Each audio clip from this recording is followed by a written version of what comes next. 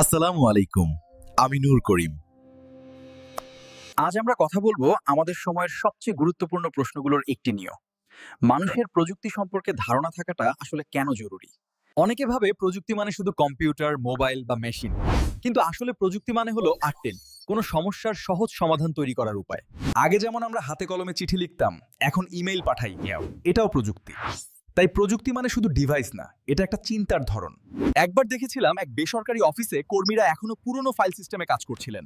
তাদের কাগজপত্র হারিয়ে যেত, তথ্য বের করতে ঘন্টার পর ঘন্টা লাগতো। আমি ওদের বললাম, চলুন একটা ছোট সফটওয়্যার বানাই, সব ডাটা থাকবে ডিজিটালে। প্রথমে অনেকে ভয় পেল, কম্পিউটার নষ্ট হলে, ডাটা হারিয়ে গেলে। কিন্তু আমরা একসাথে ধীরে ধীরে কাজ করলাম রোল। এখন তাদের অফিসে সব তথ্য মাত্র কয়েক সেকেন্ডে পাওয়া যায়। তাই আমাদের এটা মেনে নেওয়া যে প্রযুক্তি এখন আর কোনো ঐচ্ছিক বিষয় নয়, এটা আমাদের জীবনেরই একটা অংশ। সকালে ঘুম ভাঙা থেকে শুরু করে অনলাইন ক্লাস, অফিসের ইমেইল, এমনকি রাতের খাবার অর্ডার করা পর্যন্ত সবকিছুই প্রযুক্তি নির্ভর। দ্বিতীয় কারণটি আমাদের সবার ভবিষ্যতের সাথে জড়িত, আমাদের ক্যারিয়ার। আজকের চাকরির বাজারে প্রযুক্তিগত দক্ষতা আপনাকে অন্যদের থেকে কয়েক ধাপ এগিয়ে রাখবে।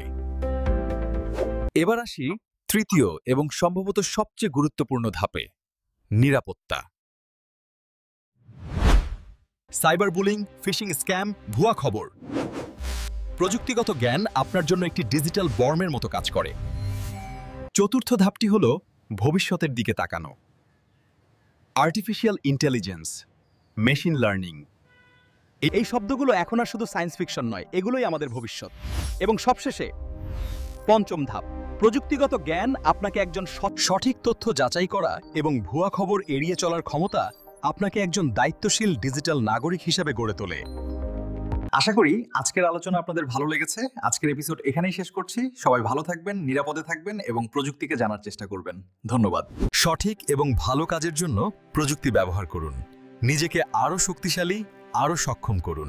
ধন্যবাদ।